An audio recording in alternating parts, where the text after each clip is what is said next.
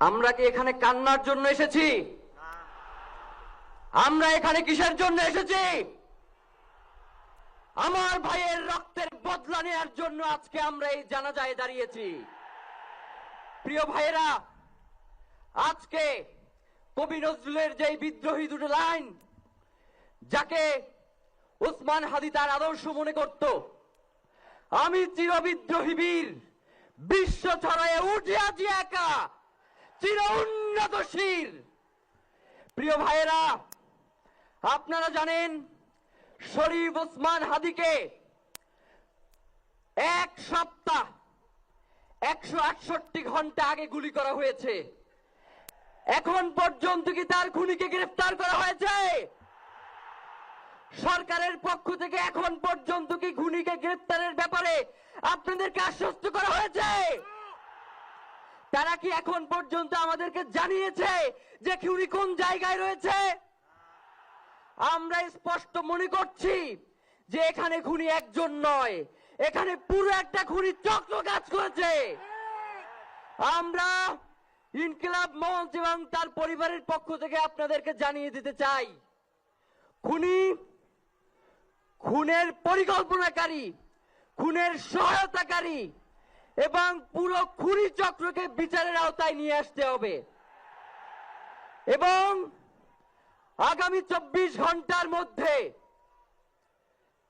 স্বরাষ্ট্র উপদেষ্টা এবং সহকারী উপদেষ্টা খোদাবক্স তাদেরকে জনতার সম্মুখে এসে তারা এই খুনের ব্যাপারে গত এক সপ্তাহ ধরে কি পদক্ষেপ নিয়েছে তা জনসম্মুখে জানাতে হবে।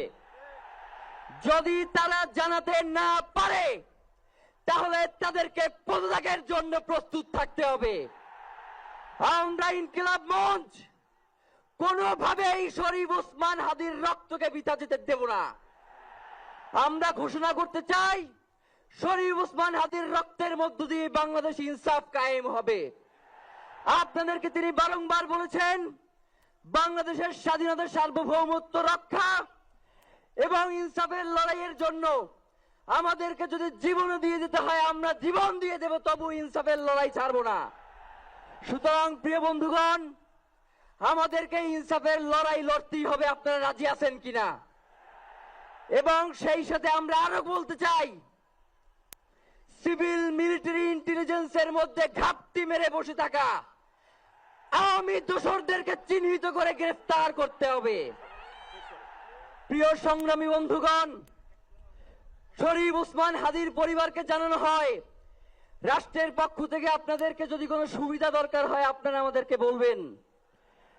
আমরা শরীফ ওসমান হাদির পরিবার থেকে রাষ্ট্রকে জানাতে চাই, যদি এই রাষ্ট্রকে রক্ষা করতে শরীফ ওসমান হাদির পরিবারের 5 সদস্য, তার ভাই এবং বোনদের যদি রক্ত লাগে তারা দেওয়ার জন্য প্রস্তুত রয়েছে, তবুও এই খুনিদেরকে চিহ্নিত করে বিচারের মুখোমুখি করতে হবে। আমরা আপনাদেরকে আরেকটা ঘোষণা দিয়ে আজকের বক্তব্য শেষ করতে চাই, ওসমান হাদির নিরাপত্তার জন্যই কোন জায়গা থেকে তার লাশ নিয়ে যাওয়া হবে আমরা জানি না। ওসমান হাদি ভাই কি মৃত? তিনি আমাদের লক্ষ কোটি তরুণের মধ্যে জীবিত রয়ে যাবেন ইনশাআল্লাহ। আপনাদেরকে জানিয়ে দিতে চাই, কোন ধরনের সহিংসতা ছাড়া আমরা যেহেতু ওসমান হাদির লাশকে আমরা জাতীয় কবি কাজী নজরুলের পাশে দাফন করার ব্যবস্থা করতেছি, আপনারা সবাই এই প্রোগ্রাম শেষে জনতা মিছিল নিয়ে শাহবাগে চলে যাবেন। আমরা ওখানে গিয়ে আপনাদের সাথে দাফনের পরে কথা বলবো। হয় বাংলাদেশের স্বাধীনতা, সার্বভৌমত্ব থাকবে, বাংলাদেশের ইনসাফ কায়েম হবে, নয়তো আমরা বাংলাদেশের জন্য রক্ত দেওয়ার জন্য সবাই প্রস্তুত রয়েছি। এবং ইনকিলাব মঞ্চ ব্যতীত কারো কোনো প্রোপাগান্ডায় আপনারা কোনো ধরনের সহিংসতার পথ বেছে নেবেন না। আমরা ইনকিলাব মঞ্চের পক্ষ থেকে আপনাদেরকে জানাবো কখন কি ব্যবস্থা গ্রহণ করতে হবে। আপনাদের সকলকে, এই লক্ষ লক্ষ মানুষকে, আজকে শরীফ ওসমান হাদির জন্য যারা এসেছেন, শহীদ শরীফ ওসমান হাদি, তাকে আমরা সবাই দোয়া করব এবং তার যেই লড়াইয়ের পথ, তার যেই সাংস্কৃতিক আন্দোলন, তার যেই আধিপত্যবাদের বিরুদ্ধে লড়াই, আমরা সকলে সেটাকে একসাথে প্রতিহত করব।